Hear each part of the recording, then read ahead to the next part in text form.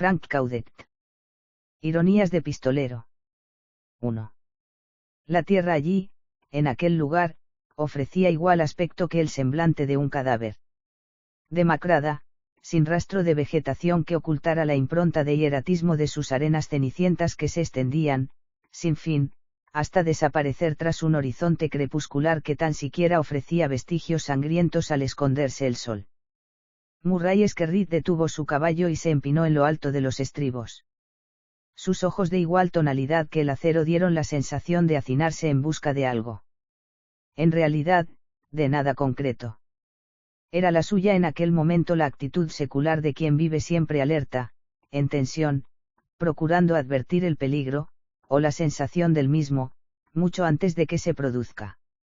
A su derecha se alzaban varias construcciones gemelas de configuración harto singular, que aparecían como silenciosa avanzadilla de un grupo de casas de ruin apariencia exterior.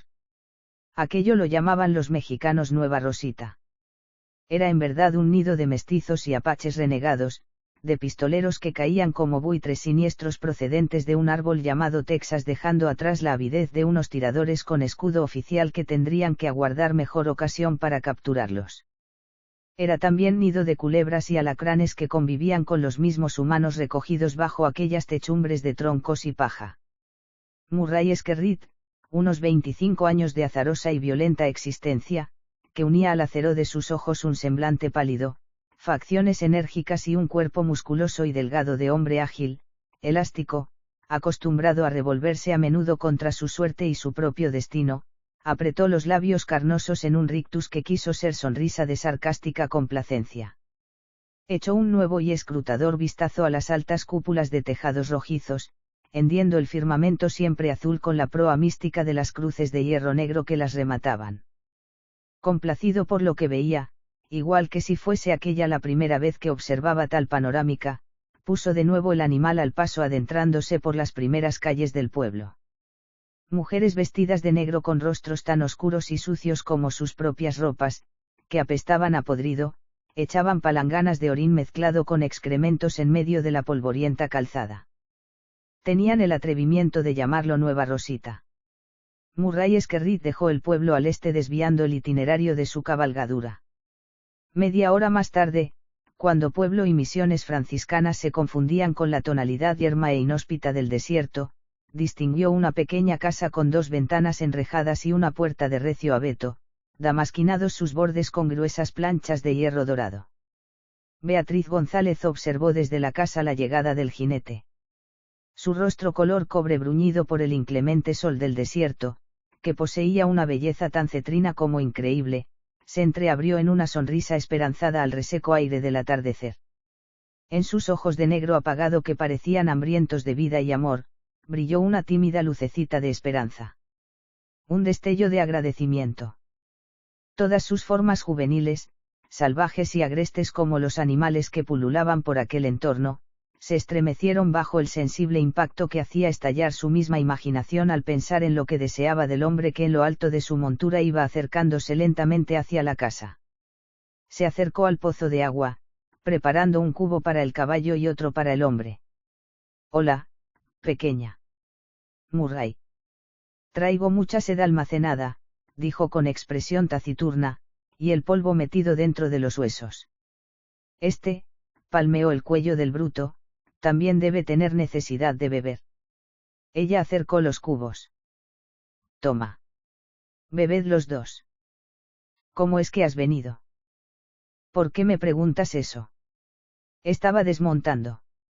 Te echaba mucho de menos», y tras ofrecerle una amplia sonrisa llena de ternura, impropia en un pistolero, añadió, «Cada minuto que paso lejos de ti estoy más convencido de que no existe en el mundo otra mujer como tú.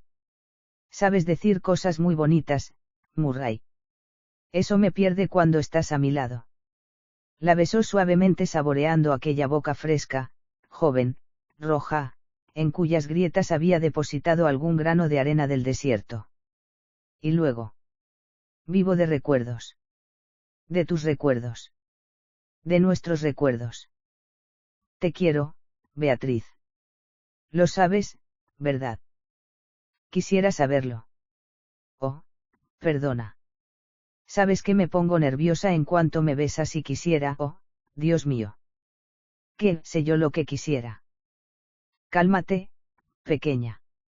No dejes que el caballo beba demasiada agua y llévalo a la cuadra, Sí, Murray. Te espero en la casa. Ansioso. Murray Skerritt examinó a la mujer tan penetrante y escrutadoramente que daba la sensación de estar valorándola con la crudeza inhumana del hombre que pretende calcular el placer que podrá ofrecerle al suyo, aquel cuerpo en pleno desenfreno. Mientras ella conducía la cabalgadura hacia el cobertizo pudo recorrer con facilidad y deleite la rotunda ampulosidad de las caderas, el cimbreo rítmico y entusiasta de sus nalgas trotonas, el quiebro de las piernas de exquisito torneado casi siempre semidesnudas. Y la catarata de cabellos azabache de azulados destellos, de cegadores chispazos, derrumbándose sobre una morena y apetecible espalda. El pistolero en gesto visceral y característico se pasó la lengua por los resecos labios y sonrió vehemente, respirando hondo. Sacudiéndose las manos en las perneras del pantalón pasó al interior de la casa para acomodarse en una mecedora, tras descorchar una botella de tequila. ¿Quieres un vaso, Murray? No, preciosa. Ya sabes que experimento un placer difícil de explicar bebiendo a morro. Es un acto salvaje que me satisface. Es como tomarte a ti. A veces me gustaría que te revelaras cuando trato de poseerte. No puedo, Murray. Lo deseo más que tú. Vienes de Nueva Rosita. Pasé por allí de camino, como siempre. ¿Dónde estuviste antes?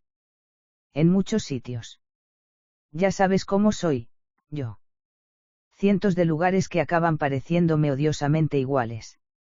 A veces no entiendo a los hombres, Beatriz.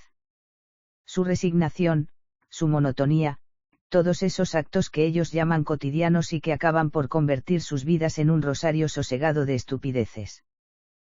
Quizá es que yo soy diferente, extraño. Los pistoleros debemos de ser diferentes, sí. Hablas de un modo que da la sensación de que te sientes feliz siendo diferente. Pistolero, Beatriz, como temiendo que aquel tema de conversación pudiera distanciarles cuando él apenas había llegado, le dio un giro hábil a la misma, preguntando, ¿te volverás a ir? Acabo de llegar, Murray ladeó la cabeza para contemplarla con ojos brillantes de deseo. ¿A qué viene esa pregunta ahora? Luego, después hablaremos de ello. Por lo menos, tengo pensamiento de pasar un mes contigo. De repente, Beatriz González se puso rígida. Tensa. Por su expresión y la manera de girar su rostro quedó evidente que estaba aguzando los oídos. Murray. Exclamó envuelta por un estremecimiento. ¿Has oído? Son caballos, ¿verdad? El pistolero se alzó con ágiles movimientos dejando escapar un respingo de sus labios. Caballos. Vienen de Nueva Rosita. Seguro te ha visto llegar alguien. Una crispación apretó las pálidas facciones del pistolero cuyos músculos y nervios se habían tensado como el acero y sus ojos, chispeantes y encogidos, mostraban la firme resolución de siempre en semejantes circunstancias. Quédate dentro de la casa y no salgas para nada, la advirtió. Será Portoles, Murray. Mucho, cuidado con él, amor. No te preocupes, preciosa. Mi revólver protegiendo tu cuerpo es doblemente peligroso que cuando solo protege el mío. Así diciendo, abrió la puerta para salir al exterior. Unos complicados arabescos de polvo se alzaban al cielo añil pretendiendo mancillar su azul esplendor, casi insultante. Formados por las columnas que nacían en los cascos de 3 caballos tordos que cabalgaban bajo el peso de sus respectivos jinetes. Buenas tardes, Murray, saludó Julián Portoles al llegar delante de la casa, tirando de las riendas con una mano y atusándose con la otra las guías de su exagerado mostacho. Hola, fue la seca respuesta de Skerritt. ¿Qué quieres? He venido a saludarte. Somos amigos, ¿no? De toda la vida, sonrió cáustico el pistolero. ¿Algo más? Bueno, chamaquito. Se trata de Beatriz, ¿sabes? Una fugaz crispación asoló el inexpresivo desierto en que se había convertido el rostro del gunman. ¿Qué tengo que saber, Portoles? Mira, chamaquito. Hablaré tan claro como el agua transparente de los charcos cristalinos. Me explico, compadre. Y sin esperar que el gringo le diera respuesta, añadió, Beatriz es una hembra muy mexicana. Y si sumas 2 y 2, comprenderás que pertenece a los mexicanos. A mí me gusta, chamaco. Es en lo único que vamos a estar de acuerdo, Portoles, sentenció con estremecedora frialdad. A mí también. Y ahora, largaos a la mierda los 3. Ay, compadre. Tu manera de hablar se nos hace, sosa. Esto nuestro es un mal asunto, ¿entiendes? Muy malo, amigo. ¿Verdad, compadres, que es un muy mal asunto? Los otros 2 asintieron silenciosos. Murray Skerritt entreabrió las piernas ligeramente y dejó resbalar sus manos a lo largo de aquellas, fijas, como clavadas en tierra. Lo decidimos aquí y ahora, Portoles. No te pongas nervioso, gringo. Yo no he dicho que tengamos que pelear. Hay muchas formas de solucionar los litigios sin llegar a la violencia. Skerritt ensayó un peligroso y rápido parpadeo. ¿De veras? Portoles arrastró cada letra, en la pronunciación, del apellido del mexicano. ¿Quieres darles un buen consejo a tus compadres? Diles que se larguen si no quieren quedarse siempre aquí. Ellos hacen siempre lo que hago yo, Skerritt. Pues lo tienen mal, muy mal. ¿Qué solución se te antoja, mexicano? Dinero, gringo. ¿Cuánto quieres por no volver a pisar Nueva Rosita? 100.000, murmuró con insolente apatía. Portoles abrió unos ojos como naranjas. $. ¿Tú qué crees, bigotes? Virgen de Guadalupe. Estalló, removiéndose en el fondo de su silla de montar. Te has vuelto loco, Murray Skerritt. Siempre he estado un poco loco, mexicano. Y lárgate de una puñetera vez. Sé comprensivo, gringo. Eso es mucho dinero. Tendría que pasarme un año asaltando bancos y puede que ni así. Murray Skerritt sonrió oscura, ominosamente. Se echó el sombrero atrás con los dedos de la zurda al tiempo que la diestra desenfundaba con una habilidad y rapidez meteóricas. Un estallido azul y rojo puso una pincelada de ascuas en la tarde placentera del silencioso desierto, preludiando 5 fogonazos consecutivos tan escarlatas como el alba. Los 2 jinetes situados en los flancos de Julián Portoles brincaron arriba de sus correspondientes monturas para salir empujados, por la mano invisible y aciaga de la muerte, que los precipitó de bruces contra el polvo. Por su parte, él hacía ostentación del tupido bigote negro de levantadas guías, acusó 3 impactos mortales estremeciéndose, en lo alto de la montura antes de que la fuerza del huracán lo arrancase de ella con siniestro volteo yendo a caer, tras descolgarse agarrado al cuello del animal, bajo el vientre de este. Murray Skerritt colocó rápidamente los cadáveres sobre sus respectivos animales hostigándolos entre las arenas con gritos estentóreos y desaforados. Jinetes muertos y monturas desatinadas por los disparos y sus macabras cargas sin hálito de vida, se perdieron como beodas exhalaciones en la distancia ocre y pálida del desierto, más muerto que nunca por la huida del sol hacia el precipicio de su ocaso. Beatriz González estaba en la puerta de la casa. Murray, luego de reponer en el barrilete los 5 plomos utilizados, se acercó a ella musitando. De veras lo siento, pequeña. Se ha puesto insolente y pesado con relación a tu persona. ¿Cuándo dejarás de matar, Murray? Soy un pistolero, Beatriz. Dejarlo. Suena a ironía, ¿no crees? Ellos han venido aquí. Portoles ha venido a provocarme. Te he hecho una pregunta muy concreta, Murray Skerritt. Él apretó los dientes hasta hacerlos crujir. Un destello de ira se hizo presente taladrando el acero que presidía su mirada. Nunca, Beatriz. Vivo para matar.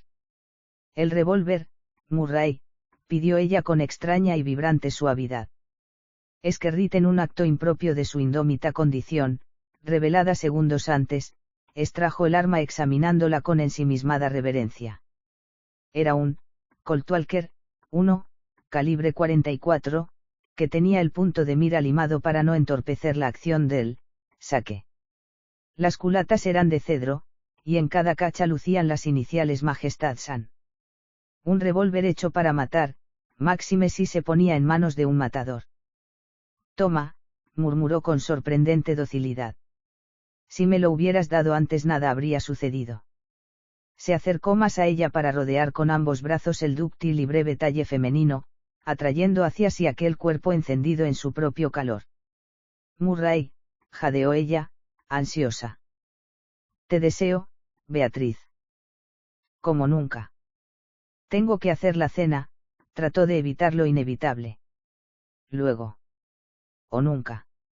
Ahora necesito amarte. 2.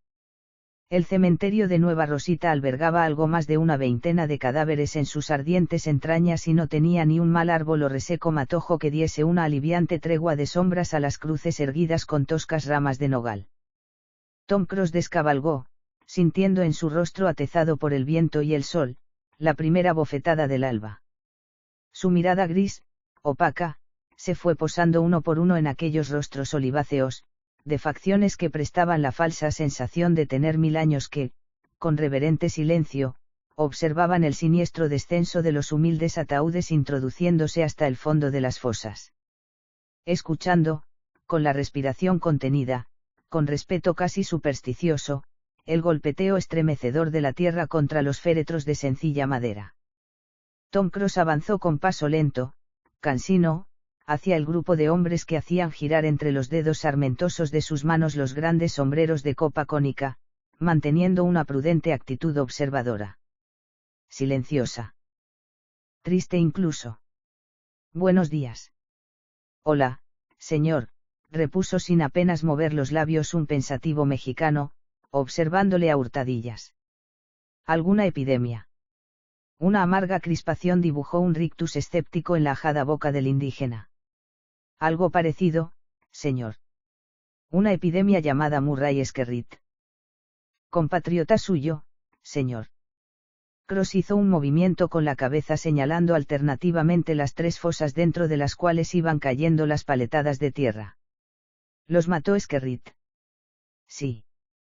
Por alguna razón específica. Una mujer, cabeceó el mexicano, afirmativo. Ampliando, Beatriz González. Esquerrit viene con cierta frecuencia a pasar cortas temporadas con ella. Entiendo, murmuró el americano. ¿La conoce usted, señor? Tom Cruise hizo un ambiguo encogimiento de hombros. He oído hablar de ella. Dicen que es una mujer muy hermosa. Más que mujer, le corrigió el que seguía dándole vueltas a su sombrero, yo diría que se trata de una hembra. Es fuego y es pasión, es carne ardiente. Es pecado, señor. Peca cuando entreabre sus labios carnosos para sonreír, porque sonríe e invita al pecado. Portoles estaba loco por ella. Es la razón por la que Esquerrit lo mató. ¿Dónde vive Beatriz? Ve aquel sendero que se dirige al oeste. Observó el cabezazo de aquiescencia del americano, añadiendo, sígalo durante unos 10 minutos y encontrará una casa muy típica con rejas, allí vive Beatriz González. Ah, si va hacia allí, tenga mucho cuidado. Ese hombre está con ella. Le vimos asomado a una de las ventanas cuando nos acercamos a recoger los cuerpos que habían caído de los caballos por el desenfreno de estos. Sonríe como las hienas y mira como los chacales. Gracias, amigo. No había ni un maldito árbol. Todo llanura incandescente, imperio de fuego y soledad. Paraje de silencios que se perdían dentro de sí mismos.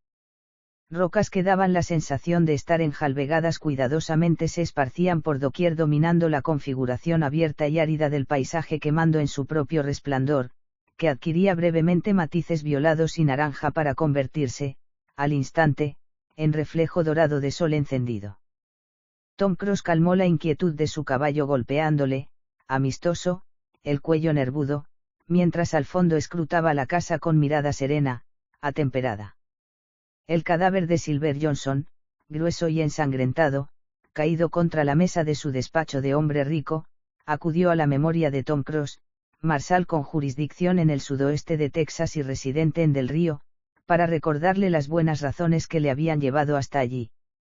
Para detener a un pistolero llamado Murray Skerritt, antiguo amigo suyo, para hacer aquella cuestión mucho más complicada.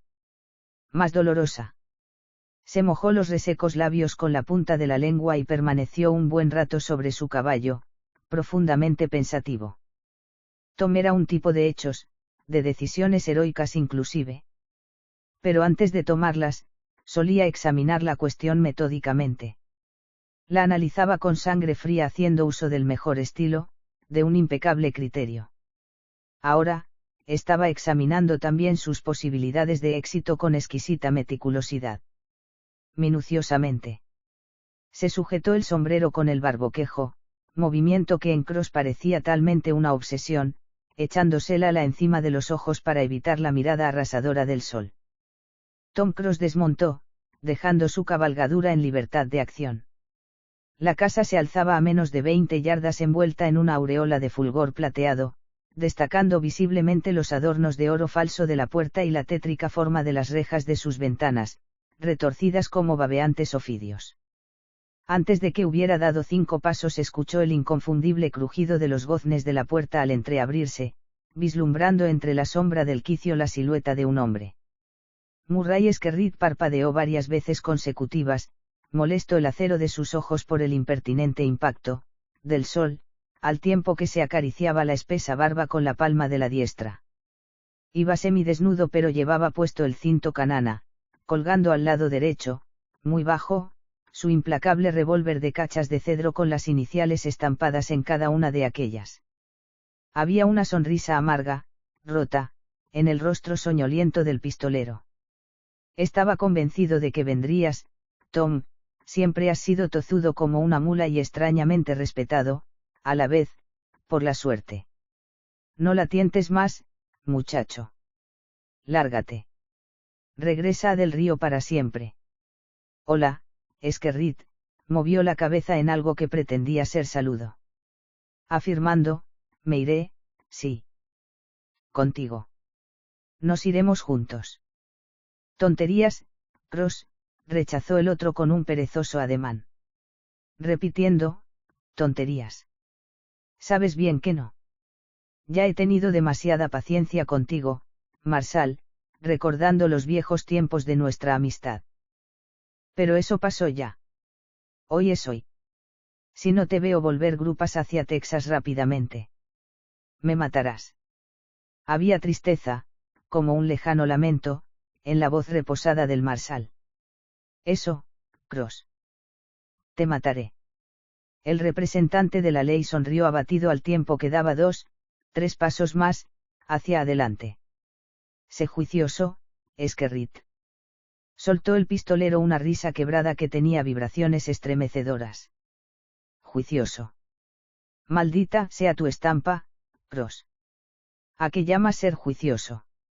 A que vuelva a Rock Springs para que algunos tengan el placer de tirar de una soga para hacerme bailar. Me aburres, Marshal. De veras. Sabes muy bien que no puedo hacer eso. Ni matar a Silver Johnson. Pero lo hiciste. Silver Johnson. Oh, no, por favor. Sabes bien que lo tenía merecido. El banquero era un cerdo, un canalla. Hice algunos trabajitos para él. No me dirás que lo ignorabas, ¿verdad? La última vez no me pagó la cantidad convenida. Tu obligación era denunciarlo. ¿Denunciar? ¿El qué? El hecho de que un puerco sarnoso no me había pagado la cantidad acordada por hacer huir 2 tipos de Rock Springs y matar un tercero. Deliras, Marshal. Yo no puedo entrar en disquisiciones de esta índole, Skerritt. Tienes que venir conmigo. Estás arrestado por el asesinato de Silver Johnson. Lárgate, Cross. Por última vez. Gruñó el pistolero. Murray Skerrit separó las piernas fijando los pies en tierra con los ojos crepitantes y las mandíbulas tensas. Su diestra había descendido unos centímetros y se hallaba situada a la altura de su mortífero, Colt Walker, calibre 44. El marsal alzó la cabeza notando un extraño escozor en el cuello. Gotas de sudor perlaban su frente como menudos diamantes irisados, sentía un temblor ostensible en las rodillas. Miedo. Número. No era miedo.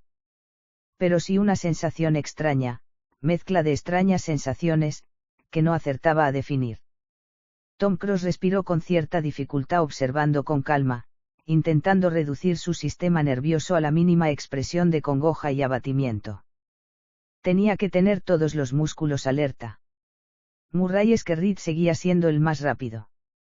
El pistolero más veloz que jamás se hubiera conocido en Texas, Arizona, Nuevo México y California, a la hora de efectuar el saque. Un saque, centelleante, fugaz, diabólico, letal. Antaño le habían unido a aquel hombre, lazos inquebrantables de verdadera amistad. De auténtico compañerismo. Ahora, estaba frente a él. Y Murray le miraba con los párpados entrecerrados. En actitud desafiante. Decidida. Un saque, mortal el suyo, sí. No me obligues, Cross, era una súplica, un ruego, quizá una oración postrera. No me obligues. Separa la diestra de la culata del revólver, Skerrit. Eres un estúpido obcecado, Marsal. Sabes que te mataré en cuanto amagues el saque. Lo sabes bien. ¿Qué pretendes entonces, Cross? La vida de un pistolero tiene una serie de amargas ironías que la gente ignora. Matar a un antiguo amigo puede ser una de ellas. Lárgate de una maldita vez. Ahora que aún estás a tiempo. Voy a ir hacia ti sin sacar, Skerrit. Mi obligación es llevarte con vida ante el juez de Rock Springs. Murray, rígido como una maldición, engarrió los dedos de su mano derecha, escudriñando el paso comedido de su perseguidor. 1, 2, 3, 4. Detente, Tom. Le había llamado por primera vez durante aquella tensa escena por su nombre de pila. 5, 6. Skerrit, cegado por la ira, desenfundó. Revuelto el cabello, los labios entreabiertos y jadeante la respiración, dominada su naturaleza por una crispación irascible de rabia e impotencia por evitar la siniestra ironía de la que se consideraba víctima, disparó. Disparó 3 veces seguidas, notando dentro de sus propias carnes los cálidos impactos. Impactos que estremecían ya el cuerpo de Tom Cross. El marsal se detuvo de pronto tras un visible estertor, con la mirada estrábica y una sensación de angustia oprimiéndole pecho y garganta. Con una fugaz duda asaltando su pensamiento. ¿Quién se había detenido en seco, de pronto? Él. El mundo. Notando un ardor impresionante en el tórax y una espantosa, definitiva laxitud en todos los músculos, vaciló un segundo antes de caer de rodillas ante el abismo de negruras que se había abierto frente a sus pupilas de cristal. Skerrit. Murmuró. Apretando ambas manos contra el pecho hasta experimentar la sensación de que el caudal sangriento las absorbía, empapándolas, hizo un último, estéril esfuerzo por levantarse. La figura del pistolero y el revólver humeante se fueron desvirtuando en juego óptico, inconexo, que multiplicaba las imágenes, desdoblándolas, hasta que se desvanecían sin sentido dentro de un torbellino que giraba rabioso como el viento del desierto al cambiar de forma y lugar las dunas de arena en maquiavelismo fulgurante. El último espejismo, que captaron sus ojos vidriosos fueron unas lágrimas relucientes, brillantes, esculpidas bajo las pupilas del pistolero. Después todo fue negro. Tan negro como la misma muerte. 3. Beatriz González, con su cabellera azabache desplomada contra la espalda y sus facciones pálidas como nunca escapando al cobre de costumbre, observó, preocupada, el rostro adusto y encajado de Murray Skerrit, al conjuro de los estertores de la tarde que se despedía filtrando su tímida claridad por entre las rejas de las ventanas. Sirvió una taza de café colocándola junto al hombre que, hierático, rígido como una estaca, se balanceaba maquinalmente dentro de la mecedora. Murray Skerrit tenía las manos manchadas de tierra amarilla y se notaban en sus palmas los rodales rojos, producto de la agotadora tarea de cavar una sepultura. No puedes entenderlo, Beatriz, decía el hombre. Ni tú ni nadie. Son ironías de pistolero. Se pasa uno la vida matando y de repente, una sola muerte, te hace sentir ruin y miserable. Es algo, pequeña, que no se puede explicar con palabras. Tom Cruise fue un gran amigo mío. Y ahora está ahí afuera. Muerto. Yo lo he matado. Debes esforzarte por olvidarlo. Ya no puedes devolverle la vida, Murray. Largó una seca, dura, amarga carcajada. Olvidarlo. Has dicho, olvidarlo. Teniendo su sepultura a 30 yardas de mí. Tengo que marcharme otra vez. Una pincelada de amargura descendió sobre las bellas, sensuales facciones de la mexicana. Tu problema no se soluciona con la huida, Murray Skerrit. Por la sencilla razón de que la tumba de Cross está mucho más cerca de lo que marca esa distancia de 20 o 30 yardas. Está en tu conciencia. Y de ella no te aleja ni toda la distancia del mundo. No es por esa tumba que quieres marcharte. Él renunció a polemizar acerca de las filosofías de la bella y ardiente hembra. Se puso en pie con gesto violento y dio la espalda a la mujer para acercarse a la ventana. A lo lejos y enmarcada en una árida cenefa se apreciaba una ventisca de polvo dorado y, mucho más cerca, irguiéndose bajo un cielo azul turquesa, se alzaba una cruz fabricada torpemente con ennegrecidos tablones de madera. ¿La tumba de Tom Cruise? No. Inquirió, el pistolero sin volverse. ¿Cuál es la razón entonces, Beatriz? La de siempre, ¿por qué siempre haces lo mismo? Pasas 3 o 4 días conmigo después de haberme prometido estar un mes, y desapareces. No haces más que buscar pretextos. ¿Por qué? Di que te sacias de mi cuerpo y luego te aburres. Adiós, pistolero. Puedes volver cuando quieras. Murray Skerrit dio la vuelta caminando con lentitud hacia la mujer. Le sonrió con tristeza al tiempo que buscaba con las suyas unas manos que ella se resistió a tenderle. Eso es mentira, pequeña. Sabes que te amo. Un rictus amargo pinzó las facciones agrestes de la hembra. Nunca me has amado. Solo me deseas. Y el deseo pasa en cuanto se satisface. Por favor, Beatriz. Se crispó, chispeando agresivas sus aceradas pupilas, es que no lo entiendes. Alardeas de quererme y no haces nada por comprenderme. Tengo que irme.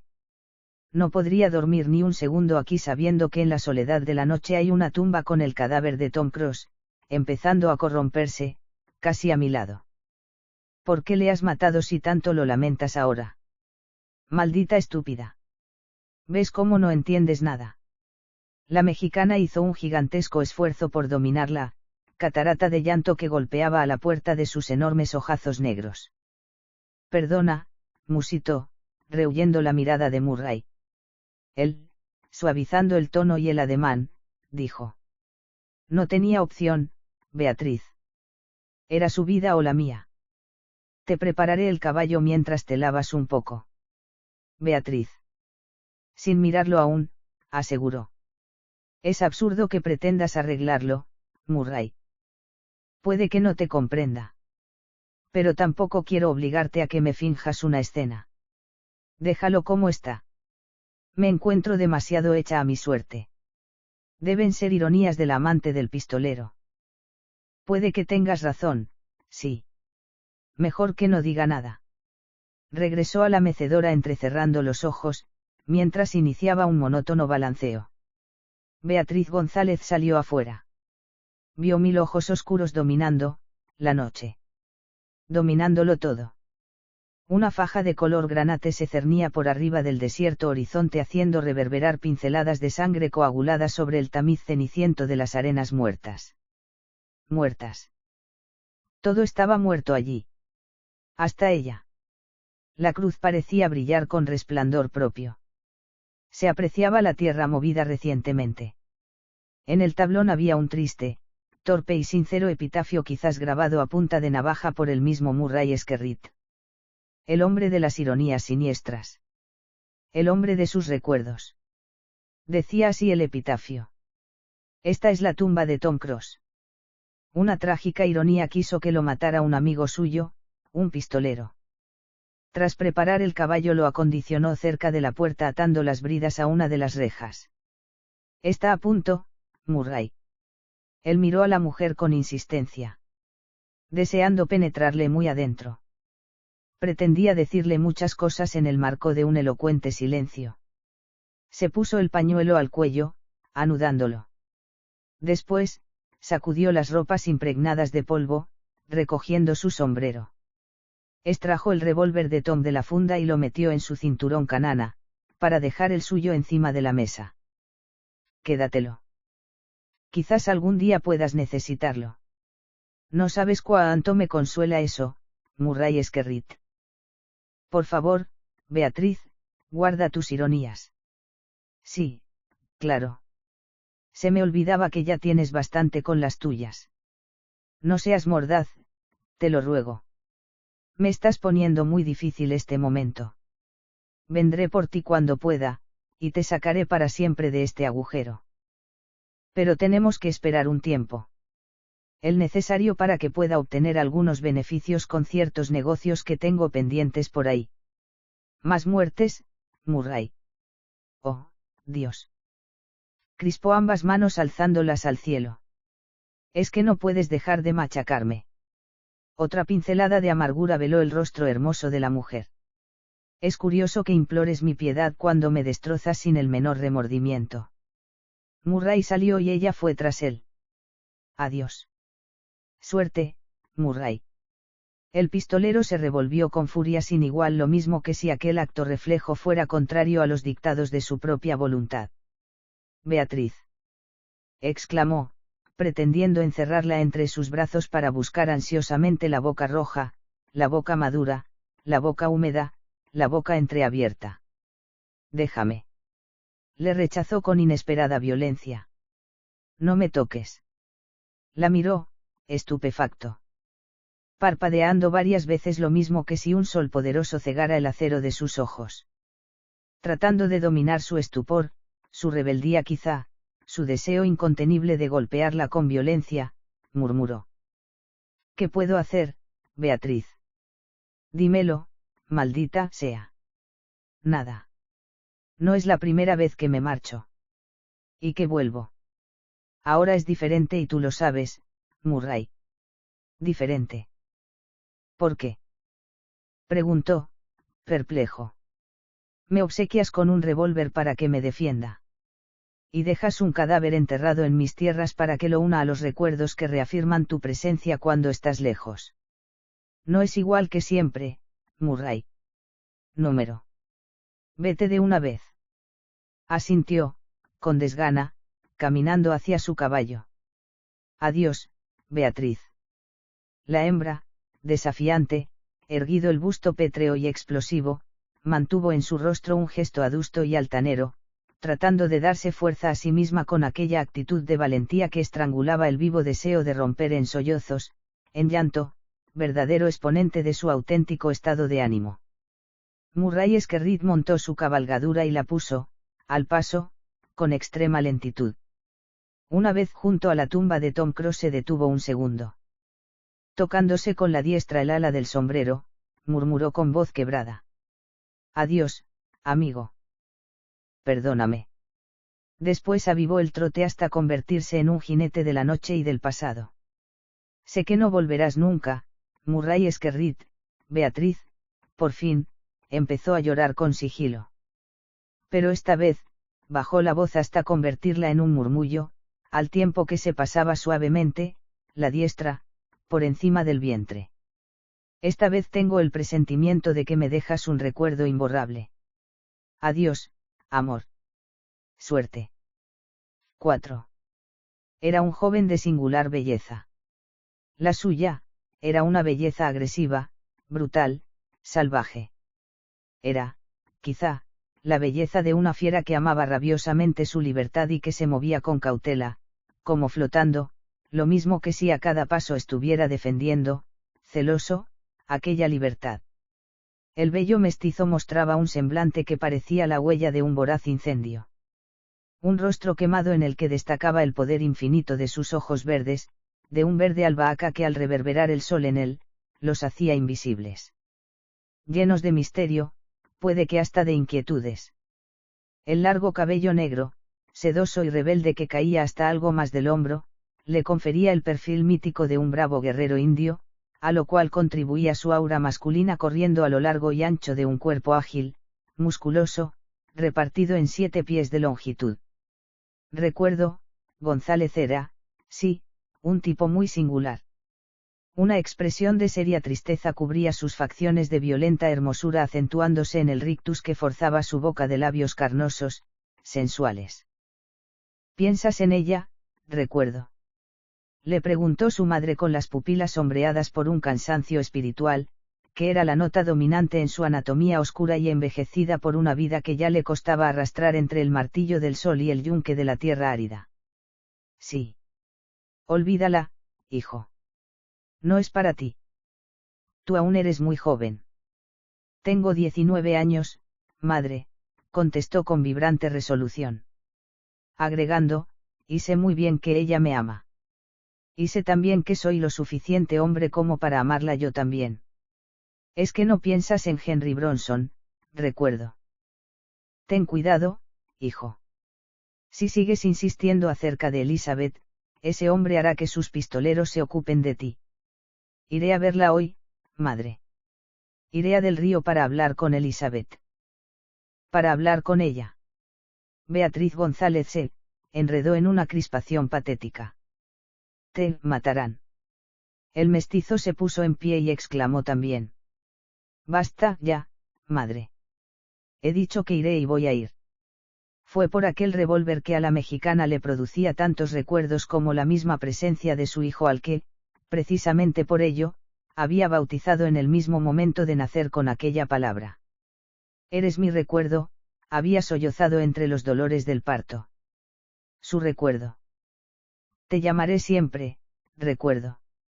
El cura no querrá bautizarte así, pero yo. El cura había decidido ponerle Walter porque en Nueva Rosita todos sabían quién era el padre. Y al hijo de un gringo había que ponerle un nombre gringo. Walter, recuerdo, González. No quiero que te lleves ese revólver. No tengo otro, madre. Y sabes que he aprendido a manejarlo con destreza, no. La suficiente para no temer a los pistoleros de Henry Bronson. Beatriz, suplicante, cayó de rodillas a los pies de su hijo. Por favor. No te yayas. No te vayas como. Se mordió la lengua a tiempo. Recuerdo, se inclinó para alzar a la mexicana del suelo y después de besarla en la frente, musitó. Volveré, madre. Volveré sano y salvo. Con Elizabeth seguramente. Lo vio salir, musitando. Número. Sé que no volverás. Igual que él. 5.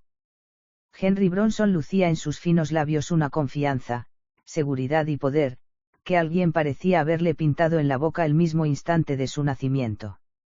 Se aproximó con paso lento, signo peculiar de su personalidad, al lujoso calesín que le esperaba en una de las sendas que confluían en el patio central de su próspera hacienda. Luego de ascender al pescante con movimientos seguros, reposados, tomó las riendas en absoluto silencio. Pero antes de hacer uso de ellas y para poner el animal, al paso, ladeó la cabeza mirando en profundidad a la mujer. Hace mucho que esperas, Elizabeth. Demasiado para una señorita, respondió ella secamente. Perdona. He tenido que despachar unos asuntos urgentes con mi capataz. ¿No te parece que concedes demasiada importancia al trabajo, Henry? En vez de responder directamente a la pregunta hizo un forzado encogimiento de hombros y puso en marcha el carruaje por el amarillo trazado que se abría camino entre la exuberancia del jardín. La rústica construcción quedó atrás, envuelta en el tibio silencio de la tarde estival, mientras el hombre azuzaba al animal poniéndolo a un trote alegre y cantarino. La figura masculina destacaba con arrogancia en lo alto del pescante y él, el poderoso Henry Bronson, se sentía orgulloso de aquel hecho contundente que parecía un estallido más de su inmenso poder. El sombrero blanco de ala ancha, la impecable levita grisácea y los pantalones oscuros componían un conjunto atildado y armónico que encajaba a la perfección con la varonila postura del hacendado. Porque Bronson era, en verdad, un tipo apuesto y bien parecido.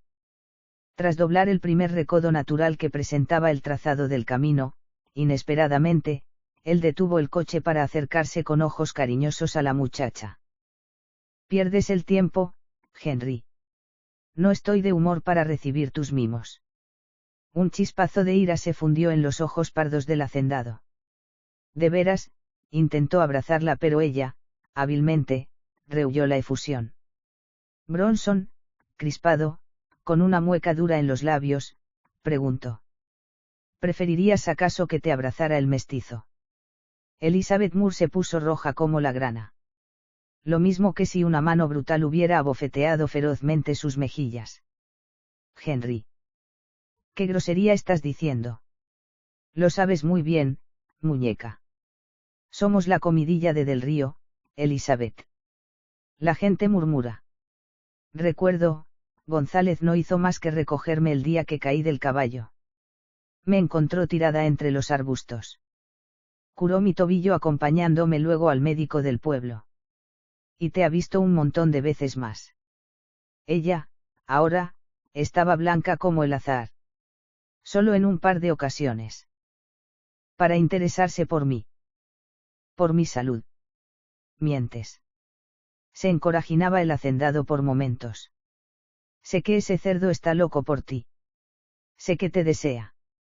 Pone en ti la mirada de una bestia voluptuosa ávida de los más sucios placeres. No me gusta que miren así a mi futura esposa. No estoy dispuesto a permitirlo ni un minuto más. Ordenaré que le den una monumental paliza a ese cochino cara sucia. Y si no escarmienta, le ocurrirá algo peor. Eso sería una canallada, Henry». Los ojos del hacendado, más que mirar, se clavaron con crueldad en los de la muchacha, que los hurtó de inmediato. «Elizabeth, ¿no será que tú también le amas?» «Basta, ya, Henry. ¿A qué viene todo esto?» Hizo un notable esfuerzo por dominarse y dijo, de repente, como si se hubiera convencido de súbito de la inocencia de su prometida: «Está bien, Elizabeth. No volveremos a hablar de este asunto». «¿Satisfecha?» «Sí, dudo. Pero quiero que me prometas una cosa». «¿Cuál?», preguntó Bronson, con precavido matiz. «Que no ordenarás ninguna violencia contra el muchacho». Tragó saliva el hacendado con visible dificultad, aunque esforzándose por ocultarlo. Y esforzándose también por seguir ofreciendo a la muchacha una expresión tranquila, sonriente y afable, aseguró: «Prometido, pequeña. Pero no quiero que te moleste más, ¿de acuerdo? No volveré a verle», y al pronunciar estas palabras, Elizabeth Moore notó lo mismo que si un alfiler largo, interminable, le cruzara de parte a parte su palpitante corazón. Bronson se mantuvo un rato en silencio. De súbito, y lo mismo que si acabase de recordar que tenía algo muy urgente que atender, o como si de pronto la presencia de su prometida le estuviese resultando farragosa, dijo: «Te llevaré a casa, pequeña». Elizabeth Moore no hizo el menor comentario a la inesperada reacción de Bronson, aunque sí sus bellas facciones se encerraron al otro lado de un mohín de disgusto. Y no porque le importara demasiado seguir paseando con su prometido, no. Más bien por el hecho de que hubiese sido él quien, con cierto matiz despectivo, hubiera decidido de pronto dar por terminado el paseo habitual de cada tarde. Procuró distraerse concentrándose en la contemplación del paisaje con el mismo interés que si le fuera desconocido y que, poco a poco, iba quedando a sus espaldas. Abandonaron la propiedad del ganadero al compás del trote avivado del ágil y reluciente caballo, enfilando un camino solitario que recordaba por diversas razones a una serpiente en plena agonía. Lejanas se recortaban las casas de Del Río, ofreciendo al cielo tristón que se teñía con el cromado del ocaso, sus tejados rojos como el amor, como la sangre, como el pecado y el gris plumbeo de sus porches opacos y silenciosos. A la derecha discurría un diminuto brazo de agua, semicubierto por una frondosa vegetación de altos matorrales que ocultaban tras ellos la hacienda propiedad de Henry Bronson.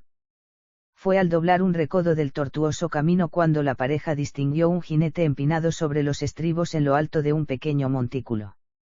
Se hallaba erguido encima de un caballo bayo de fuerte alzada. A Elizabeth Moore le dio un vuelco el corazón justo en el instante de reconocer al jinete. Al vuelco siguió un estremecimiento de pasión, de angustia y de algo más que le resultaba difícil de definir, e imposible de contener. La mujer no dijo nada ni advirtió a su acompañante quién era aquel que se disponía a interceptarles el camino. Recuerdo, González se situó en mitad del sendero llevándose burlón la mano al ala de su tocado mexicano. Buenas tardes, señorita Moore. Siempre es un infinito placer contemplar su incomparable hermosura. Señor Bronson. El hacendado apretó las riendas con fuerza mientras una palidez cadavérica se estrellaba en su semblante. Trató de controlarse, de recuperar la calma y la serenidad tras el terrible impacto moral que acababa de recibir. Luego de ver el atrevimiento del mexicano y escuchar el desafío que vibraba en sus palabras, en su voz, al exaltar la belleza de Elizabeth en su misma presencia. Será mejor que se largue con viento fresco, González. Está pisando los límites de mi propiedad y eso puede acabar siendo peligroso para su salud. La mujer miraba en silencio, con la respiración contenida, oyendo los aldabonazos que su víscera cardíaca le propinaba contra el pecho, la bella estampa de aquel animal masculino del que se desprendía una fragancia salvaje, brutal, que se convertía para ella en un excitante atractivo. Era algo, una sensación que Elizabeth no hubiese querido experimentar, pero que no podía impedir. Incluso, conforme pasaban los segundos, la invadía una agradable y morbosa satisfacción, un malsano placer, al notar dentro de sus carnes, de su misma alma, la estocada bestial que el mestizo le contagiaba. Me está amenazando, señor Bronson. Le estoy dando un consejo. Un buen consejo, González. Y yo, repuso fríamente el bello animal masculino, apretando sus ojos verdes en lo más profundo de las cuencas, señor Bronson, le voy a dar la oportunidad de que se haga de veras con el amor de esa mujer. Porque yo también la amo y uno de los dos sobra aquí. ¿Entiende? Recuerdo. Gritó la hermosa criatura llevándose ambas manos a la garganta. No, por favor. Tú te callas, estúpida. Estalló Bronson, congestionado. Y mirando al mestizo trató de imponer serenidad a su propia voz al tiempo que decía, usted no está en su sano juicio, González. Se va a meter en un jaleo demasiado gordo si hace alguna tontería. No es por mí que habla usted así, Bronson. Es el miedo quien ha puesto esas palabras en su boca. Yo le importo muy poco, tanto como nada. Desea verme muerto pero no tiene el suficiente valor como para matarme usted mismo. Y sé que lo haría a poco que yo me descuidase. Máxime ahora, después de haber tenido la valentía de decirle que estoy loco por Elizabeth. Escuche, recuerdo, hizo ademán de intervenir ella, echando adelante su busto firme y poderoso con intención de erguirse en el pescante. Usted estése quieta, señorita. Por favor. No le ocurrirá nada. Pero no se meta en esto, se lo ruego. Se trata de una cuestión entre el señor Bronson y yo. De pronto y tras aquellas palabras, recuerdo. González, desmontó, desprendiéndose del cinto canana que dejó cruzado sobre la silla de su montura. Sin apartarse, no obstante, del revólver, dijo. Quítese el cinturón, Bronson. Henry Bronson se quedó primero perplejo y después sonrió despacio, ampliamente, con satisfacción incluso. En el fondo, la osadía sin límites de aquel salvaje le estaba causando estupor y hasta, aunque jamás lo confesaría a nadie, admiración. La forma en que el mestizo afrontaba la situación parecía ser que le iba a otorgar la posibilidad de defenderse con los puños, y eso. Examinó la más que respetable envergadura del mexicano, y a pesar de ello, sonrió. El boxeo era una cuestión de habilidad, conocimientos y estrategia. Todo lo cual lo había recibido Bronson de un campeón inglés que poco tiempo atrás visitara Texas realizando varios combates de exhibición. El boxeador se había alojado durante 2 meses en casa del hacendado, aprovechando su estancia allí para impartir a diario, cada mañana, clases de boxeo a su anfitrión. Le va a pesar ser un chulo, González. Se lo advierto. Henry Bronson dejó su cinturón en el pescante y se deshizo de la chaqueta gris echándola sobre el carruaje. Su tórax era ancho y vigoroso. Sus brazos largos, musculosos, de recios y evidentes bíceps. Aparta el calesín a un lado, Elizabeth. Vamos a darle satisfacción a nuestro amigo González. Recuerdo, González sonreía ahora extrañamente, como si muy dentro de él, todo aquello le divirtiera, colmase sus ansias infantiles de juerga, de jaleo. Dio 2 pasos medidos hacia su antagonista y de pronto, sin previo aviso, largó el puño izquierdo metiéndoselo al hacendado en mitad de la boca. Cuando Henry Bronson quiso reaccionar para poner de manera estética y ortodoxa, en evidencia, las sabias lecciones recibidas del inglés, ya había encajado 2 nuevos trallazos. Uno en plena boca del estómago y el otro en el mentón. Barbotando una retahíla de insultos y maldiciones, el hacendado abrió los brazos con ira y de forma confusa, torpe y hasta asimétrica, pretendiendo alcanzar el físico de su rival con 2 fortísimos directos que acabaron perdiéndose en el aire y llevando a Bronson hacia adelante vencido en su propia inercia. La escurridiza figura de aquel salvaje mestizo que se movía con la agilidad y rapidez de una nube, no solo desconcertó a Bronson sino que le excitó furiosamente al comprender la escena ridícula, estúpida, que estaba protagonizando delante de su prometida. Y algo le dijo muy dentro de sí, que aquello, no podía quedar así. Que aquel, maldito y repugnante cara sucia no podía. No podía salir victorioso, triunfante, de aquella situación. No. Un inesperado izquierdazo de González rompió los oscuros pensamientos del hacendado partiéndole a la vez una ceja, seguido de un bestial gancho de diestra que levantó a Bronson un palmo del suelo para precipitarlo, demoledoramente, contra el carruaje. Al apoyarse en el calesín, Henry Bronson logró mantenerse en pie aunque no sin dificultades. Se mantuvo unos instantes acodado, reponiéndose. Un sopor trastornaba su cerebro y su visión. Sacudió la cabeza con virulencia pretendiendo encontrarse lo antes posible con la realidad. Entonces, al parpadear varias veces seguidas, se dio cuenta de lo cerca que los dedos de su mano derecha estaban del cinturón canana, del revólver. Sus ojos tropezaron con los de Elizabeth y ella, al leer el siniestro pensamiento de Bronson, le dirigió un mudo pero elocuente reproche.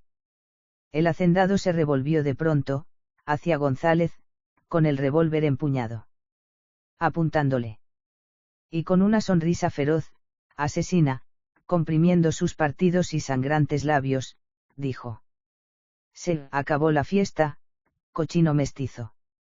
Te voy a matar como tendríamos que hacer con todos los engendros que nacen de padre blanco y puerca mexicana. Yo mismo tendré el placer de llevarle, tu cadáver a esa zorra de piel cetrina que se ha acostado con medio México y con todo Texas. En los verdes ojos del mestizo, que parecían haber escapado de las órbitas, se produjo una extraña metamorfosis. Círculos de odio, de rencor, de violencia, de salvajismo, vinieron a sustituir sus, aparentemente, huidas pupilas. Y un oscuro sudario robado a la misma muerte aureoló sus facciones de animal hermosura.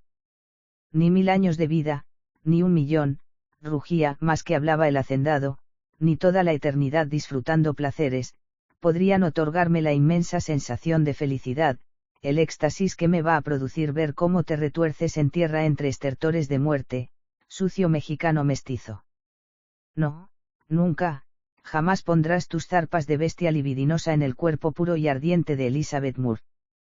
Ese cuerpo, esa carne, son para mí. Solo, para mí.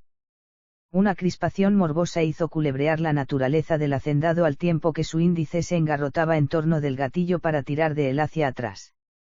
Bramando, muere. No. Gritó con histérico patetismo Elizabeth, cubriendo con ambas manos la ahora aterrorizada belleza de su rostro. No le mates. Le amo. Le amo. Aquel aullido desesperado lo pronunció seguido, de un tirón, con el alma vibrando en cada una de las palabras. Elizabeth, segundos antes, fracciones quizá tan solo, antes de que Henry Bronson tirara definitivamente del gatillo. Y como si aquello hubiera sido la razón que, recuerdo, González esperaba para justificarse a sí mismo el seguir con vida, pegó de repente un salto atrás. Fue un salto inverosímil, inhumano, algo que solo les estaba reservado a los animales, a las fieras salvajes. Porque brincó atrás, dando un espectacular voltereta sobre sí, sin tiempo ni espacio para tomar impulso. Atrapando de la funda que cruzaba la silla de su montura durante el trazo de la segunda fase de su sorprendente parábola, el Colt Walker 44 luego de efectuar un quiebro extraño, inconcebible, con la muñeca zurda. Sonó el disparo de Bronson cuando, recuerdo, caía de espaldas en tierra y el proyectil silbó muy por encima de la azabache cabeza del mexicano. Tal como estaba y limitándose tan solo a erguir el tronco hacia adelante, apuntó con fijeza, con frialdad, contra el tórax del hacendado. Justo en aquel punto detrás del cual tenía que hallarse el corazón. Y apretó el gatillo una vez. Una sola vez. Bronson notó el impacto cálido que se le llevaba la vida, pero no fue consciente de ello hasta que una noche improvisada, repentina, le envolvió definitivamente. Elizabeth Moore sostuvo las riendas con manos firmes impidiendo que el estrépito de los disparos espantasen al animal, lo desbocaran, y se lanzase a una ciega, y desenfrenada carrera arrastrando, al calesín y por ende a ella. Luego y sin poder evitarlo saltó del carruaje para correr, enloquecida, sin dignarse mirar el cadáver de Bronson que yacía de bruces en tierra tras haberse golpeado contra el vehículo, para buscar refugio entre los abiertos brazos, musculosos, potentes, de aquella bestia oscura, quemada, hacia quien la empujaba un extraño e irrefrenable deseo. Oh, recuerdo. Gimió, entreabriendo la camisa para besar, enloquecida, el torso atlético del mexicano. Ahora lo sé de veras. Sé que te amo. Sé que. González buscó aquella boca encendida cuyas palabras le quemaban los oídos, y más que besarla, la mordió. Elizabeth notó en el paladar el sabor salobre de su propia sangre, lo cual, en vez de hacerle sentir dolor, la excitó todavía más, perdiéndose en una locura de besos sepultada su cabeza en el pecho atezado de aquel hombre singular. Al fin, como en ronco jadeo, confesó. Te deseo, recuerdo. Te deseo mucho. Como nunca he sido capaz de desear. Necesito ser tuya. Si no lo soy ahora, moriré de angustia. Habían pasado 2 horas. Henry Bronson seguía allí, de bruces en tierra, muerto. Seguiría estando muerto por toda la eternidad. Tienes que marcharte, recuerdo, susurró Elizabeth, moviendo sus labios carnosos muy cerca de la sensualidad que transpiraban los del mexicano. Hizo una pausa para devorarlos, y luego añadió, Henry Bronson era un hombre muy poderoso e influyente y sus amigos no descansarán hasta verte colgando de una soga. Aunque no le hubieses matado tú, te culparían de su muerte. Son muchos los que en Del Río desean acabar contigo, amor mío. Él acarició con ternura las mejillas de la muchacha. Después, pasó las yemas de los dedos por encima de los desnudos, cálidos pechos de la hermosa, susurrando. ¿Y tú, vida mía? ¿Qué harás? La boca obsesivamente roja de Elizabeth fue una vez más al encuentro de la de él, para estallar en un beso largo, abrasador, tan definitivo como la misma muerte. Esperar, jadeó después. Significando, esperar a que tú me llames. Tienes que irte lejos de aquí, recuerdo. Muy lejos. Hasta que encuentres un lugar donde nadie te conozca, donde nadie pueda ser capaz de encontrarte. Entonces me escribirás y yo acudiré a tu lado para que vivamos siempre juntos. Sin ningún temor o amenaza de nada que pueda separarnos. ¿Comprendes? Debo despedirme de mi madre Elizabeth. No. Casi chilló ella. Razonando, será el primer lugar al que acudan. Es mucho mejor que Beatriz ignore lo sucedido. Suena bonito en tus labios el nombre de mi madre, comentó el mestizo, mirando a la bella muchacha con los ojos incendiados de amor. Tienes que marcharte, cariño mío, zozobró Elizabeth entre los vigorosos brazos del mexicano. En Del Río comenzarán a extrañarse por mi tardanza. Y debo recomponer mi aspecto, bajo los grandes ojos hacia su cuerpo desnudo, susurrando, mira cómo me has dejado. ¿Te pesa ahora? Brillaron llenas de fuego las pupilas de la hembra. Pesarme. Si es lo más sublime que me ha sucedido en mi vida. Recuerdo. Anda, amor. Debes irte ya. Cuando me escribas para comunicarme tu paradero emplea el nombre de Johnny Monroe, te acordarás. Johnny Monroe, masculló entre dientes aquel apuesto animal masculino de fiera belleza clavando todo el fulgor de sus verdes pupilas en el rostro de Elizabeth. No lo olvidaré, vida mía. El beso de, recuerdo, fue un huracán que hizo estallar los pulmones de la muchacha volviéndole loco el corazón. Tan loco, que le ofreció de nuevo sus favores, sus deseos, en una muda y patética mirada. Amor y muerte volvieron a entrelazarse simbolizando el principio y el fin. El todo y la nada. 6.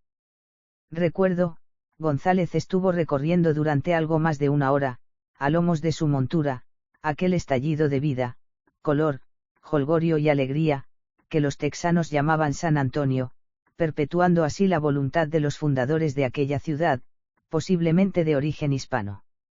Atrás, a lo lejos, y como una prolongación misma de su nombre quedaban los recuerdos, muchos recuerdos. Beatriz, su madre. Elizabeth Moore, el amor de su vida. Aquel amor por el que había matado el primer hombre. Aquel amor con el que aún no había renunciado a reunirse definitivamente. Le sorprendió aquel aire mundano, que se respiraba en San Antonio, diferente a los demás pueblos y localidades que recorriera hasta entonces.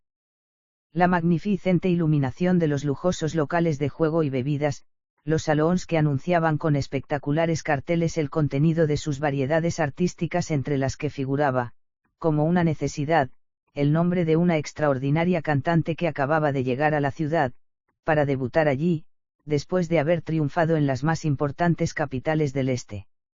Había numerosos caballos amarrados en los porches repletos de público bullanguero, ávido de diversiones y placeres inconfesables. Hombres sucios y malolientes la mayoría, enseñando los dientes amarillentos en risotadas blasfemas, al estallar en imprecaciones que se producían dentro de varadas alcohólicas. Momentáneamente aturdido, recuerdo, González desmontó, consiguiendo atar su montura en uno de los escasos huecos libres de las barras que a tal efecto se alzaban delante de los establecimientos. Notaba en la garganta el estímulo de la sed y en el estómago el aguijonazo del hambre. Se alzó encima del porche permaneciendo largo rato quieto como si aún no estuviese demasiado seguro de lo que deseaba hacer. Complacido frente al hecho de pasar por una vez desapercibido, el joven de facciones cobrizas y salvaje belleza, decidió al fin franquear las batientes del 1800 salón. Sonaba un piano. La sala era espaciosa, adornada con costosos espejos esmaltados en color oro. Un enjambre de curiosos se arremolinaban alrededor de las mesas de juego en donde tipos encopetados y taciturnos, profesionales del naipe la mayoría de ellos, movían puñados de fichas al ritmo tenaz de las cartas, mordisqueando con aire abstraído la punta de sus gruesos cigarros puros. Recuerdo, González puso ambos codos en un extremo del mostrador. Notó que los ojos le escocían debido, sin duda, a la cantidad ingente de humo agolpado en el interior del local. Algunas mujeres, pintarrajeadas en exceso pretendiendo ocultar así el avance inexorable de los años, deambulaban ofreciendo forzadas sonrisas de un lado para otro, atrayendo a los clientes con guiños prometedores y palabras insinuantes, quemando en falsedad. Se bebía con exageración. Se reía grotescamente. Se escupían a borbotones palabrotas y algún que otro insulto. ¿Qué será, amigo? Whisky. Tras ingerir con lentitud un largo sorbo de licor, recuerdo, González se perdió en sus pensamientos. Los jinetes del pasado, irguiendo su guadaña vengadora, no habían dejado aún de perseguirle. Como los recuerdos. Le pesaba en su conciencia la imagen de Beatriz González. Silenciosa en su sacrificio, abnegada en su lucha cotidiana, fiel a su hijo y al recuerdo que éste le inspiraba del hombre de su vida perdido en la lejanía del ayer. Los grandes ojos negros de Elizabeth también estaban cada minuto allí, cada segundo. Sobre todo en las largas noches de insomnio cuando la presentía, desnuda como la viese la primera y última vez, a su lado, dándole toda la pasión de aquel cuerpo de fuego. Johnny Monroe había prometido escribirle, sí. Pero no podía hacerlo hasta que no hubiera encontrado el lugar seguro que ofreciese definitivas garantías de seguridad. Y tampoco hasta que no contara con algo sólido que ofrecerle. Porque a una mujer como Elizabeth no podía llamársela a una vida insulsa, vacía, llena de inquietudes y sobresaltos, carente de seguridades, de algo real y sólido. El amor era importante, sí, pero, recuerdo, González había aprendido que no era suficiente para enfocar una vida, toda una existencia. Vivir era algo más que disparar y huir. Vivir era algo que él comenzaba a saber no estaba al alcance de un pistolero. Y, recuerdo, González, en los 2 últimos años, se había convertido en eso, en pistolero. Vivir, matar, huir. Esto apesta a mexicano, dijo alguien, rompiendo las profundas reflexiones del mestizo. Huele, a mierda, sí, aseguró un segundo, dando la razón al primero. ¿Por qué ese mexicano se habrá cagado en los pantalones al ir pensando en lo que vamos a hacer con él?, garantizó un tercero, solidarizándose con los otros dos. Recuerdo, comprendió al momento quién motivaba aquellos insultantes y despectivos comentarios. Bastaba con echar una ojeada al interior del 1800 salón, comprobando que el único mexicano que allí había, era él. Vio a los tipos de soslayo. A su izquierda. Uno era muy alto, casi tanto como él, y hacía ostentación de una delgadez extrema, aparentando ser un esqueleto con 2 revólveres. Con 2 peligrosos, Remington, pavonados, con las sobresalientes culatas alzándose muy bajas, en ángulo agudo, repletas de muescas. Tenía pinta de ser hijo de la insolencia y del desprecio, con una boca delgada, de perfil pérfido, húmedas de continuo las comisuras de los labios y amarillenta la piel arrugada de su faz cadavérica, angulosa. Escupió a los pies de, recuerdo, farfullando. ¡Puaf! ¡Qué asco! No vayas a vomitar encima mío, Joe. Le gritó uno de sus provocadores adláteres. Joe, masticó el mexicano, llevándose el vaso a los labios, eres un hijo de perra. Dentro del 1800 salón, se hizo, bruscamente, un silencio de muerte. Joe que hagan, parpadeó sin comprender. Sin comprender que aquel sucio y hermoso mestizo se atreviera a insultarle de aquella manera, en voz alta, delante de tantos testigos. Un auténtico bastardo es lo que eres, Joe. Cruce de hiena y de chacal. Así diciendo, recuerdo, González vació el resto de su vaso en la cara esquelética, demudada ahora, de Joe que hagan. Fue tanto el escozor que se acumuló dentro de los ratoniles ojos del chulesco gunman, que un estridente alarido de dolor brotó de su escuálida garganta. ¡Ah! Los otros dos, sus compinches, creyendo al mexicano muy pendiente de la reacción de Joe, sacaron, centelleantes, al unísono. Craso error el suyo porque sí, recuerdo, estaba pendiente de alguien, era, precisamente, de ellos. Él, Colt Walker, 44 hizo acto de presencia en la gigantesca palma del mexicano que aprisionó aquellas cachas de cedro que llevaban grabadas las iniciales Majestad San, moviendo la muñeca en veloz semicírculo, luego de amartillar, disparando un primer proyectil. Luego otro. Uno de los provocadores sintió mucho frío en la cabeza y un calor terrible después, segundos antes de quedarse sin ella y salir proyectado contra una mesa en la que, aficionados y taures, habían suspendido la partida. Gritaron a Javed varias mujeres. El otro solo supo que borbotones de sangre eran vertidos tumultuosamente por su garganta, por el agujero que el plomo candente del 44 había abierto en mitad de ella. Cayó atrás, perniabierto encima de las tablas, con ambos revólveres empuñados pero sin haber llegado a utilizarlos. Recuerdo, sosteniendo el humeante, Colt Walker, entre los dedos de su diestra, susurró con ominosa melosidad. Tú, Joe, que Hagan aún se restregaba furiosamente los ojos. Arrodíllate a mis pies y bébete el salivazo. Es tuyo, no. Con las pupilas enrojecidas miró, perplejo, la desafiante, sentenciosa figura del vigoroso mexicano. Contaré hasta 3-1. 2. Joe Keagan se precipitó al suelo, atropelladamente, haciendo ademán de recuperar su saliva como el otro le había ordenado. Cometiendo un nuevo error. Un definitivo error. Sacó. Para morir con una bala metida en el entrecejo cuando pretendía enfilar los cañones de sus revólveres hacia la cara del mestizo. De rodillas como estaba, Joe Keagan dobló el esquelético tronco hacia atrás haciendo crujir el espinazo y luego se alzó, agitándose en el aire con un violento espasmo, hasta quedar muerto, rebotando encima de la madera varias veces como flagelado por una súbita epilepsia. Ustedes lo han visto, ¿verdad? Recuerdo, reponía calmosamente los proyectiles empleados. Después enfundó el 44.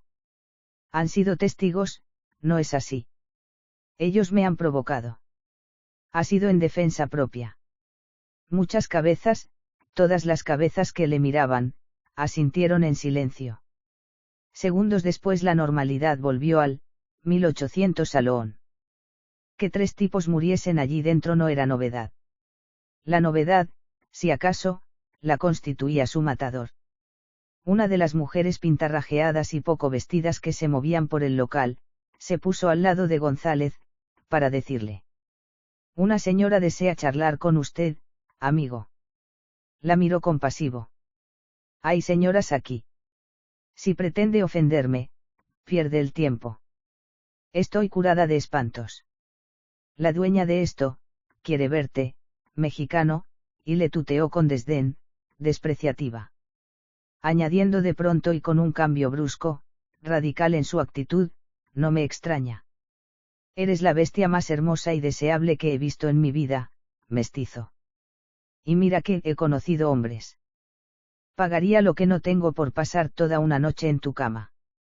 Recuerdo, ignoró el comentario final de la ajada belleza. ¿Dónde está esa señora? Sígueme. 7.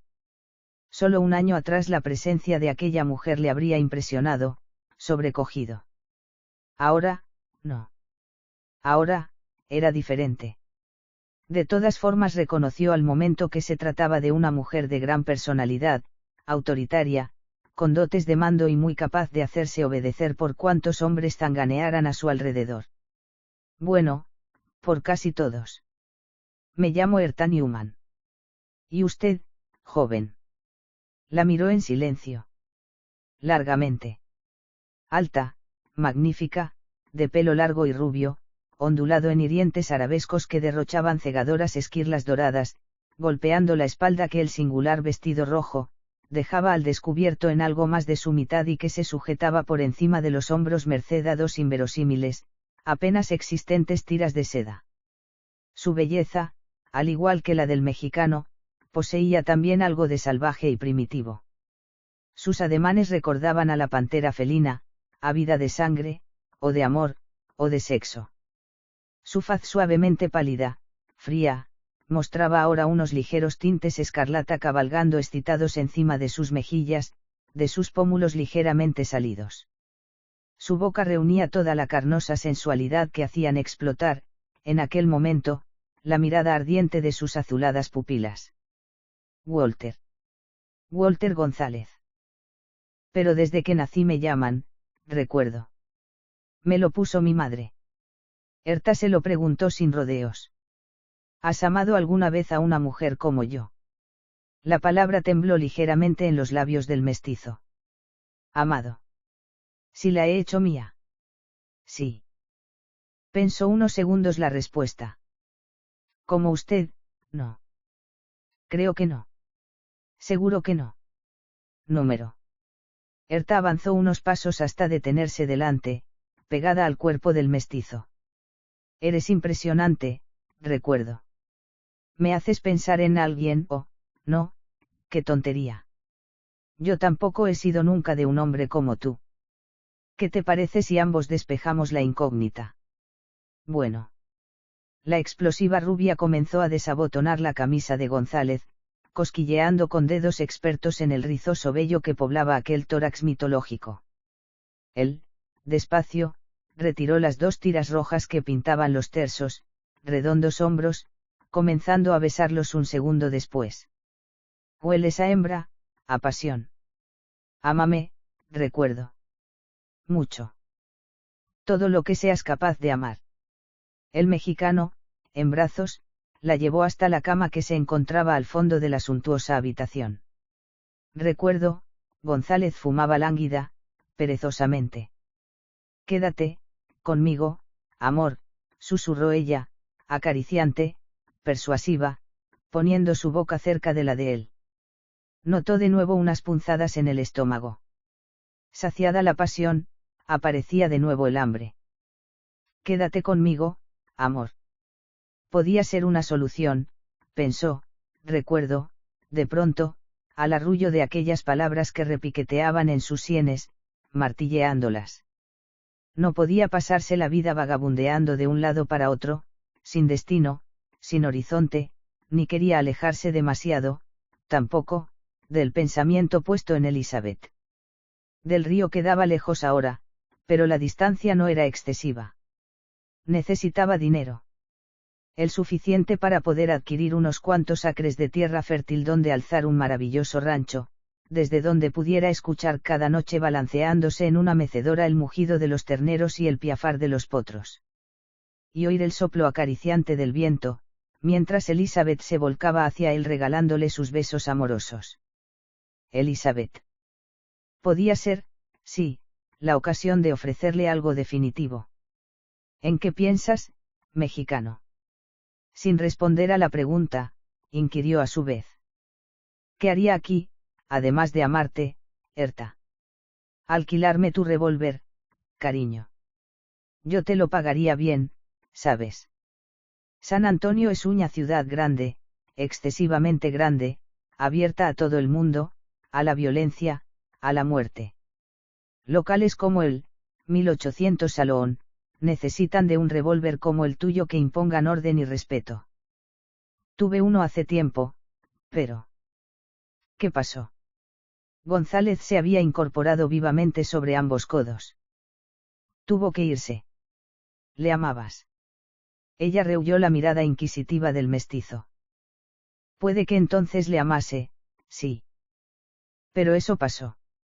Ya es solo un recuerdo, no sé por qué me estremezco ahora al pronunciar esa palabra. Hablar de recuerdos y tener a mi lado a alguien a quien apodan así. Recuerdo. Estuvo muy acertada tu madre, al ponértelo. ¿A quién le recordabas? Se encogió de hombros. No lo sé. Pero supongo que a mi padre. Erta dio la vuelta para quedar encima de él y besarle los labios.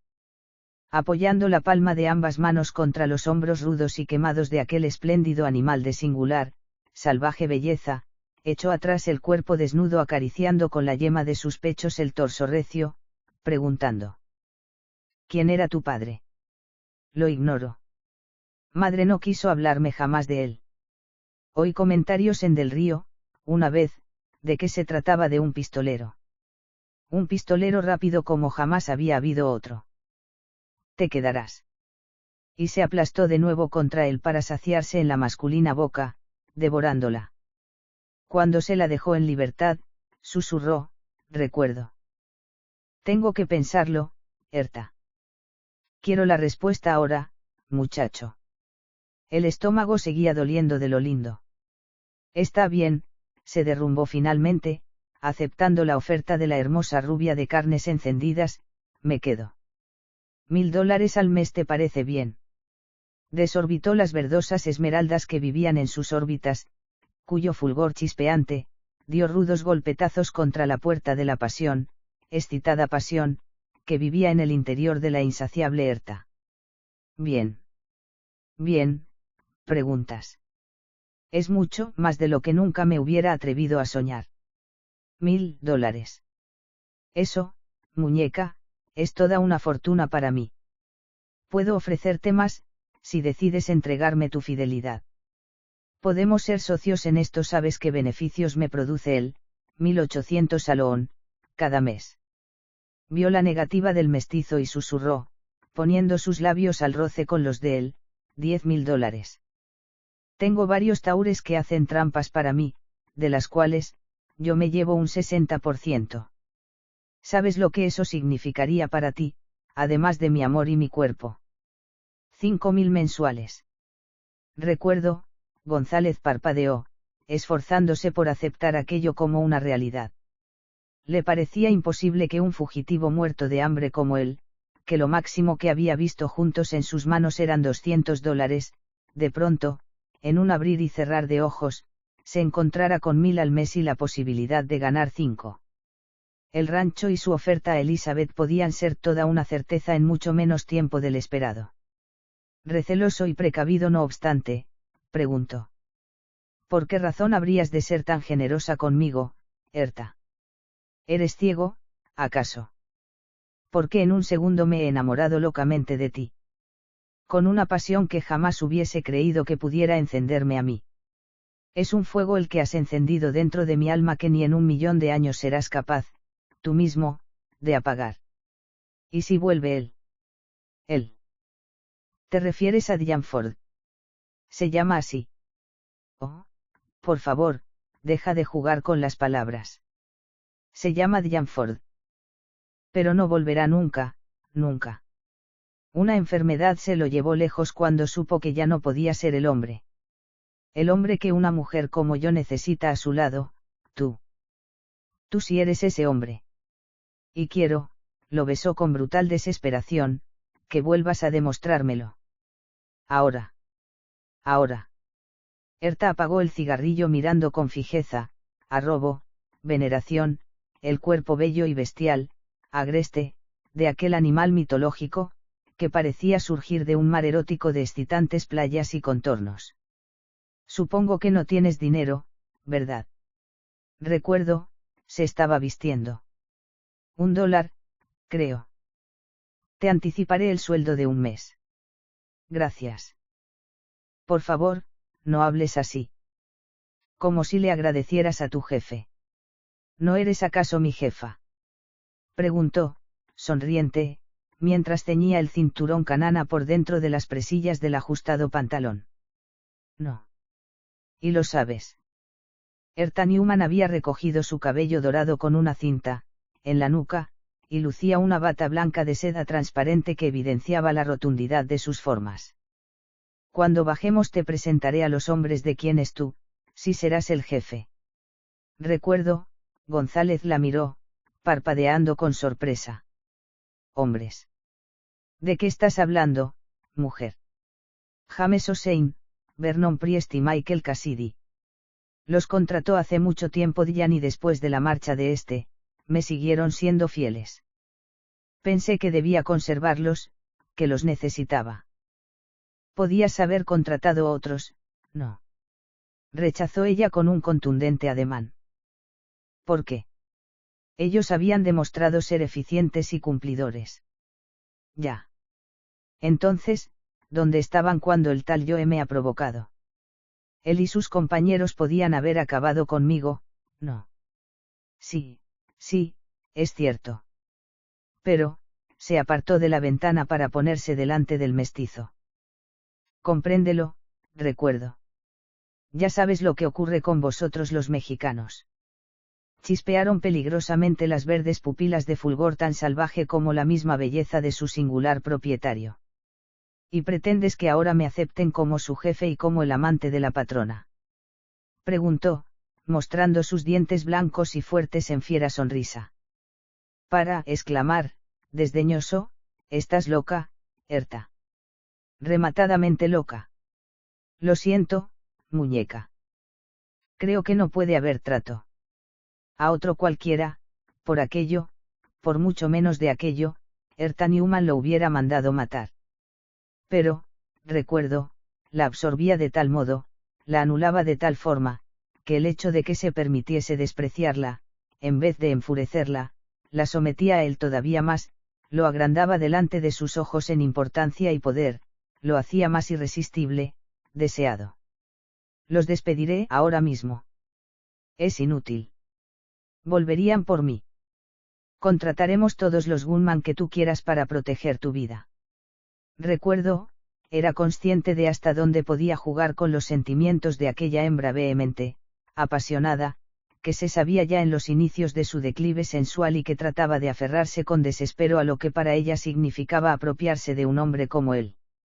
Y era consecuente con sus propias necesidades, con el dinero que necesitaba para hacer realidad el sueño de aquel rancho con el que pensaba presentarse ante Elizabeth a la hora de pedirle que compartiera en su compañía el resto de la vida. Por eso, cedió un ápice, murmurando. Está bien. Pero al menor síntoma de rebeldía, los despacharé. De acuerdo. Lo besó con un prolongado suspiro de satisfacción y felicidad. A partir de ahora, tanto en mi propia vida como en él, 1800 Salón, las cosas se harán como tú digas, recuerdo. De acuerdo, preciosa.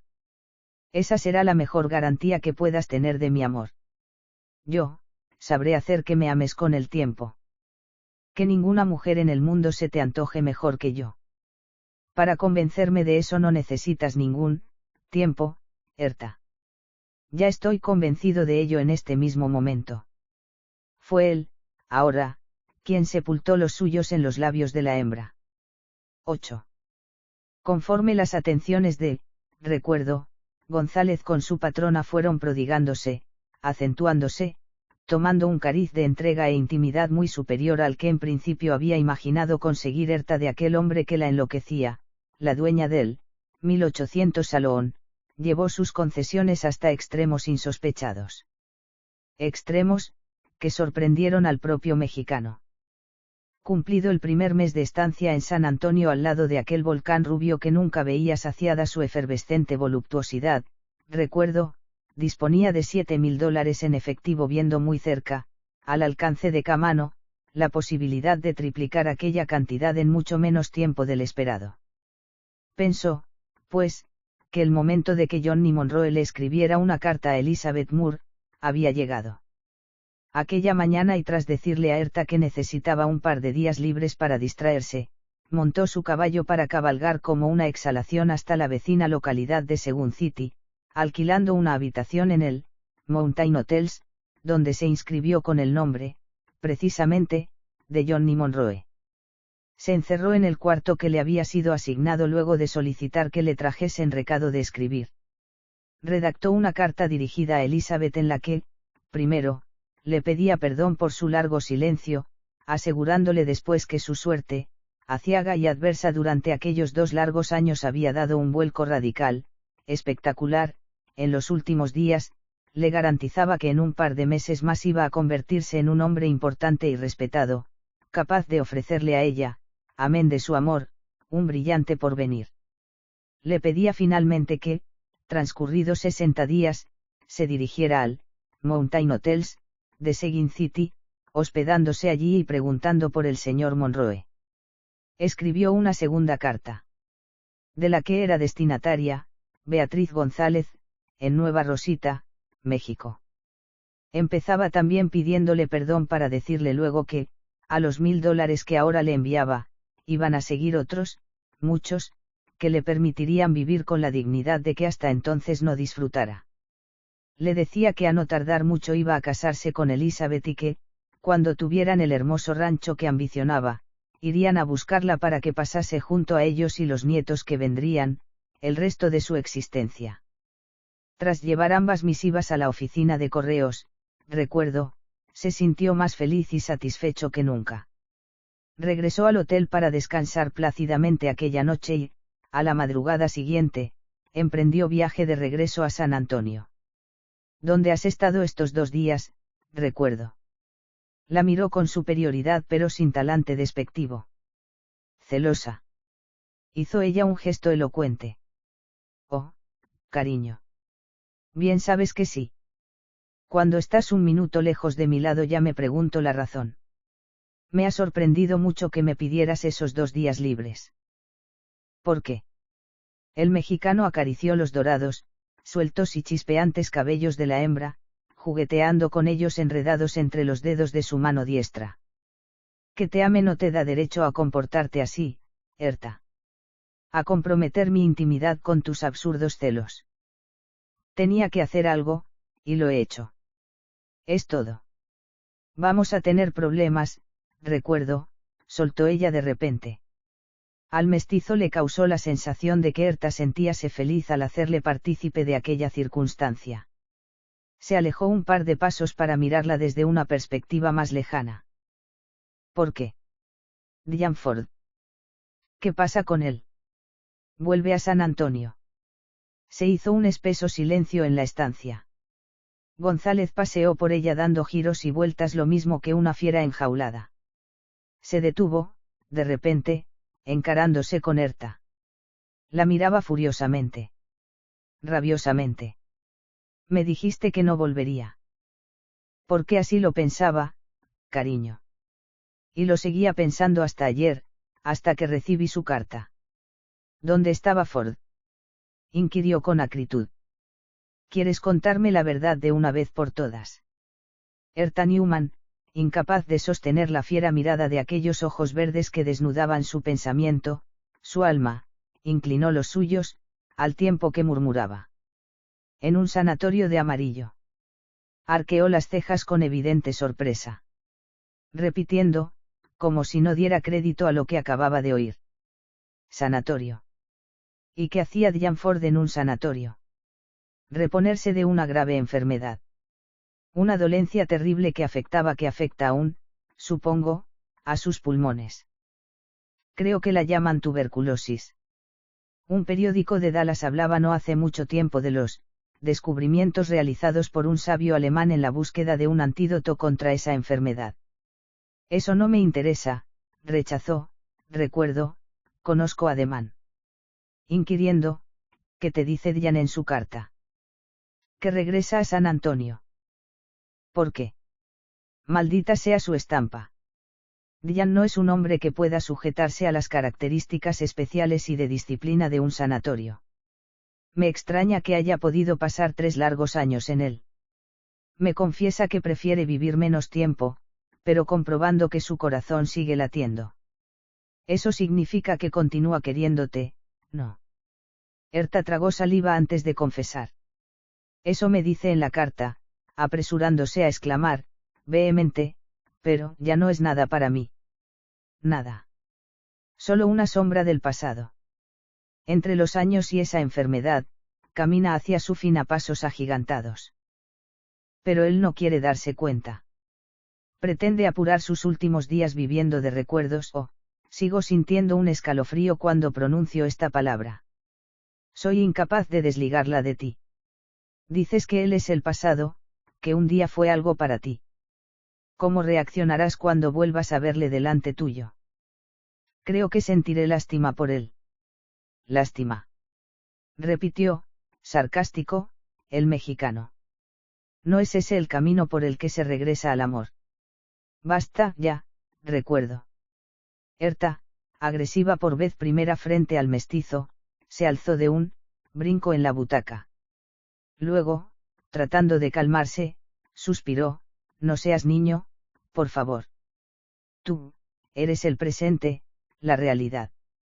Y necesito tenerte junto a mí para siempre.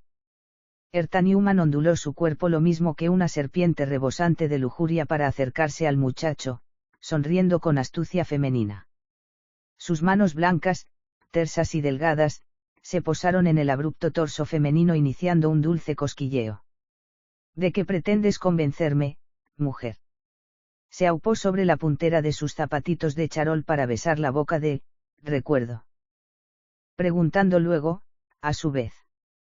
Es que necesito convencerte de algo. Tras una pausa en la que vanamente aguardó la respuesta de él, dijo, despacio, escúchame, amor. Escúchame con atención. Dillanford es un hombre acabado que pelea desesperadamente desde hace tiempo por sobrevivir. Sus hombres le siguen respetando, se dejarían matar por él, y eso le proporciona la poca seguridad de que dispone. Pero es absurdo. Pienso que es consciente de su derrota. Tú, recuerdo, eres joven. Lleno de vida. Con enormes ganas de luchar. Me ayudarás y ambos construiremos un reino para los dos con los beneficios del 1800 Salón. Te encargarás de todo, vida mía. Serás el amo. El único. Yo estoy un poco hastiada de todo esto y solo deseo vivir para un hombre, para el hombre que conduzca esta nave con mano enérgica, para ti, Walter, recuerdo, González. Para ti solamente. Únicamente. Dillanford no puede convertirse ahora en un obstáculo. No lo será. Recuerdo, González notó los labios suaves de la mujer recorriendo sus mejillas, su boca, pretendiendo embriagarle, lo cual conseguiría como otras muchas veces porque él, en el fondo, la deseaba. La tersura de su piel penetraba hasta sus entrañas filtrándose por su cuerpo, por sus músculos, lo mismo que un brebaje misterioso. Que una pócima enloquecedora.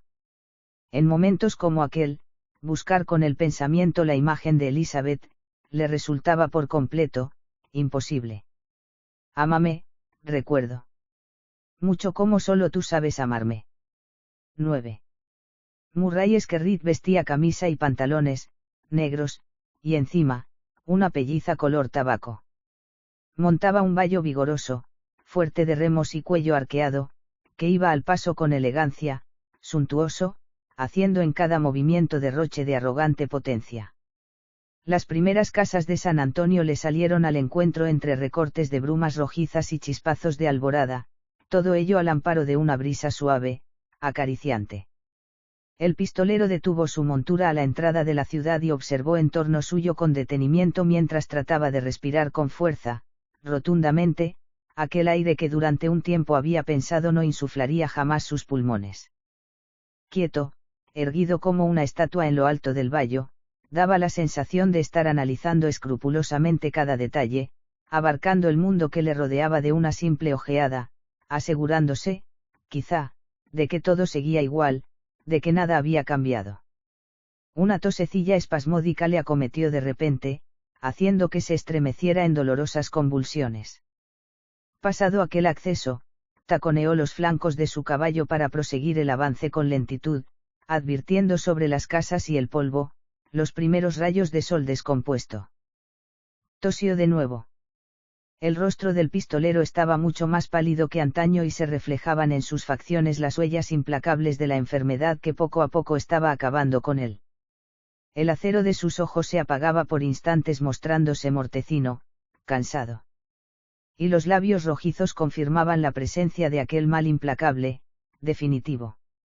Skerrit desmontó a unas 10 yardas del 1800 Salón, amarrando las riendas en un porche vecino con ademán hábil y maquinal. Secó luego el sudor de sus manos en las perneras de los pantalones y estuvo quieto, mirando hacia la entrada del local, sin apenas pestañear. Siguió así, quieto, erguido como un silencio más, observando la soledad de la calle, la calzada polvorienta, los destellos que provenían tímidos aún, de un sol imberbe que acababa de nacer. Vio al tipo que estaba restregándose los ojos, fruiciosa y furiosamente a la entrada del salón, en desesperado afán de librarse de las legañas. Cassidy. El pistolero que ahora servía a las órdenes de, recuerdo González, parpadeó. Los vestigios de sueño y las legañas incluso, se esfumaron como por arte de magia. Dian. Por todos los diablos del infierno. Pero. ¿De veras eras tú? Corrió a abrazarle. Yerta. Michael Cassidy, separándose un par de pasos de su jefe, tragó salival bajando la cabeza, dijo. Muchas cosas han cambiado aquí durante el tiempo que ha durado tu ausencia, Diane. ¿Cómo cuáles? Quiso saber el pistolero. Cassidy volvió a limpiarse los ojos con torpeza, aunque, lo que pretendía en realidad, era hurtarse a la escrutadora mirada del otro. Erta, por ejemplo. Murray Skerrit, que desde hacía 22 años y luego de abandonar definitivamente un pueblecito de México llamado Nueva Rosita, había cambiado su nombre por el de Dianford, tenso y excitado a la vez, tosió convulsivamente. Luego. Habla claro, Cassidy. Lo hizo. Recuerdo. Qué extraño. Así le llaman. ¿Acaso le conoces? No, negó el pistolero con un movimiento de cabeza. Jamás hasta ahora había oído ese nombre. Es un estúpido presuntuoso que se ufana de su atractivo con las mujeres. Realmente es un tipo impresionante. Ella. Erta está loquita perdida por él. Me gustará ver cómo le das una lección, jefe. ¿Dónde está ese tipo ahora? Michael Cassidy carraspeó, y 2 puntos. En la habitación de Erta. Los ojos acerados de Murray Skerrit se tiñeron de sangre. Vamos adentro. Recuerdo, suele bajar cada mañana sobre las 7, Diane, comentó el otro pistolero, mientras ambos caminaban, seguidos por el eco de sus tacones, en el interior del desierto salón. Preguntó, de repente, volviéndose hacia su jefe, ¿o prefieres que vaya a llamarle? Número esperaré. No tengo prisa. Dispongo de todo el tiempo del mundo. Sírveme un whisky. Cassidy, pasando al otro lado de la ahora vacía barra, preguntó con legítimo asombro. ¿Puedes beber? Tú no te preocupes de eso y trae una botella. Eran las 7 en punto de la mañana cuando, recuerdo, González, igual que cada día, apareció en lo alto de la escalera, procedente de los aposentos de Erta, para bajar los peldaños alfombrados y dirigirse a la planta baja y sala de juego y bebidas del 1800 salón. Se sorprendió cuando al llegar abajo sus ojos verdes tropezaron con la erguida silueta de aquel desconocido que lo escrutaba ominosamente. ¿Quién es usted, amigo? ¿Qué hace aquí dentro? He venido a recuperar todo lo que es mío, recuerdo. Dianford. Le vio asentir lenta, despaciosamente. Diciendo tras un largo minuto de silencio. Lo tuyo y lo mío está muy claro, muchacho. Monta tu caballo y desaparece para siempre de San Antonio. Recuerdo, González sonrió fríamente. Estás viejo y enfermo, Dianford. Acabado. Eres tú quien ha de largarse de aquí. Hazlo antes de que te mate. El mestizo tenía ahora las pupilas entornadas como si quisiera protegerse de un sol que aún no alcanzaba hasta allí. Seguía sonriendo, a la vez, con el cinismo de un pistolero. Con desprecio. Con seguridad. No hablaron más porque ambos, posiblemente, sabían que entre ellos sobraban las palabras. Tenían que ventilarse aquel imperio y a su propietaria. Erta Newman. Una mujer por la que bien valía pelear. Morir. Matar. Los dos fueron centrándose con relación a la geometría de la sala, midiéndose con la mirada, evolucionando de forma lenta pero dándose siempre la cara, quedando en todo momento frente a frente. Semblantes tensos y pálidos ahora. Envueltas las facciones en una máscara de singular hieratismo que ocultaba cualquier emoción. Murray. Skerrit actuó primero. Fugaz y decidido. Veloz como siempre. Como nunca, quizá. Una ligera contorsión de muñeca le permitió desenfundar con pasmosa, centelleante rapidez, lo mismo que en los viejos tiempos. Coordinando a la vez los movimientos, ladeándose hacia la derecha para facilitar su mortífera acción. Llameó el Colt. 1, 2 veces. Recuerdo, González tan siquiera había cambiado de postura. La diestra bajó en busca del Colt Walker, calibre 44, con rapidez, tirando de la culata de su revólver, empuñándolo con mano levemente trémula. Hubo un relámpago ebúrneo y las cachas de cedro con las iniciales Majestad San, salieron a relucir deslucidas por el seco apretujón de la palma opresora. Habían sonado, muy a lo lejos creyó el mestizo, 2 disparos. Recuerdo, González sintió el primer aguijonazo en mitad del hombro derecho. Dio media vuelta sobre sí justo cuando la segunda mordedura se producía en el pecho, destrozándole la carne, produciendo dentro de ella un ardor indecible, alojándose muy despacio, dentro del corazón, horadándolo. Abrió mucho, con estupefacción casi sonora sus grandes pupilas verde albahaca, luego de trastabillar con torpeza, dio 2, 3 pasos grotescos, vaciló. Un tercer proyectil le estrelló contra el mostrador, rebotando, para estamparse después de bruces sobre la madera. El revólver salió despedido de su mano resbalando sobre las pulidas tablas, enceradas, yendo a detenerse muy cerca de los pies del pistolero. De Murray Esquerrit. Bajó hacia el arma sus ojos mortecinos y... aquel revólver. Murray Esquerrit, sintiendo dentro de sí un pánico indescriptible, abrió la boca, los ojos desmesuradamente. Inclinándose a renglón seguido como un muñeco, igual que un pelele sin voluntad, para recoger el revólver con perplejidad y estupefacción pintados en su semblante. Aquellas cachas de cedro. Las iniciales grabadas. Majestad San Murray Esquerrit. Oh, Dios mío, no. Recuerdo. Le llamaban, recuerdo. Vivo de recuerdos. De tus recuerdos. De nuestros recuerdos. Había dicho un día, 22 años atrás, Beatriz González.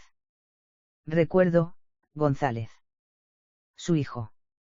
Michael Cassidy salió en aquel momento del oscuro escondrijo desde el que había presenciado la pelea, gritando. Bravo, Diane. Estás, como en los mejores tiempos. Ahora Herta ya no tendrá la menor duda de quién es su hombre. Se acercó para golpear la espalda del pistolero. ¿Qué pasa, Diane? Algo va mal. De rodillas en tierra, inmóvil, sin pestañear, apenas moviendo los labios en quedo bisbiseo, susurró. Mal, muy mal, Cassidy.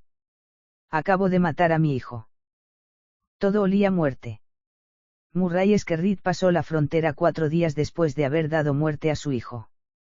Su rostro polvoriento y firme, pálido, demacrado y cubierto por hirsuta barba, parecía la imagen misma de la desolación.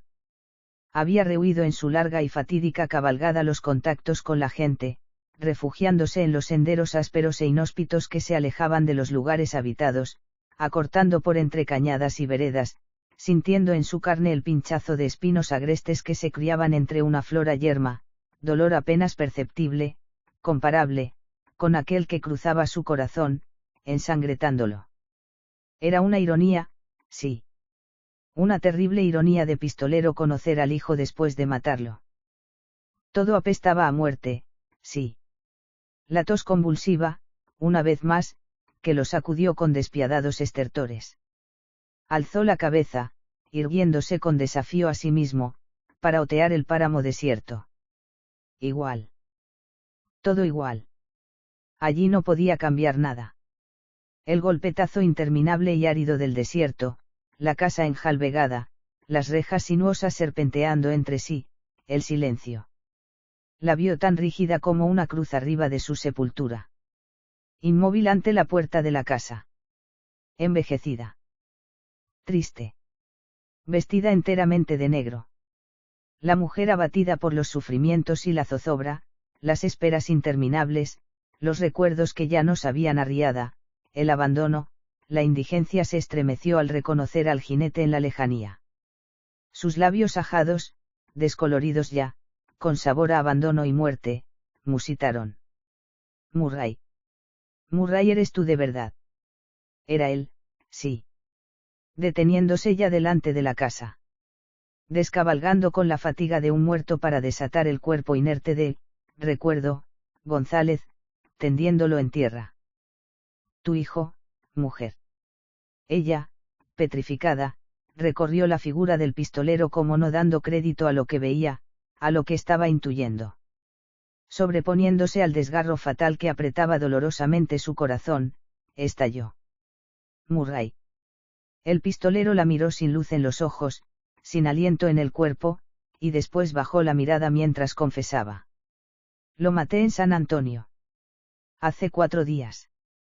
Beatriz González caminó sin voluntad, vacía la mirada, loca de dolor, hacia el bulto inmóvil para arrodillarse delante de él. Hijo. Ni una sola lágrima brotaba de sus pupilas. Ni un quejido. Ni una sola exclamación de amargura. No podía llorar porque se había pasado la vida derramando lágrimas y no le quedaba, para aquella trágica ocasión, ni una de sola. Oyó los pasos del hombre alejándose en pos de su caballo y no tuvo valor, fuerzas, para alzar la cabeza y mirarle. Murray Esquerrit se desprendió de su cinturón canana dejándolo caer sobre el polvo del desierto, con apagado, seco golpetazo. De repente se puso a toser bronca, espasmódicamente. Una bocanada de sangre escapó de sus labios entreabiertos. Poco a poco, muy despacio, empezó a doblarse, a caer. Fin. Salto de Pagunona. Notas. 1. El capitán Samuel Walker, de los Texas Rangers, era un gran admirador de Samuel Colt. Solicitó ir a Washington para charlar con Colt cuando los texanos pidieron armas de repetición para la guerra contra México. De este encuentro nació un revólver, el Colt Walker, calibre 44. Este nombre no fue un gesto vacío, ni una deferencia de Samuel Colt hacia su tocayo. El capitán participó en el diseño de aquel sugiriendo los cambios necesarios en el modelo, Patterson Colt, para adecuarlo a las necesidades del ejército. Inmediatamente fueron comprados 1000 revólveres a $28 la pieza. Nota del autor.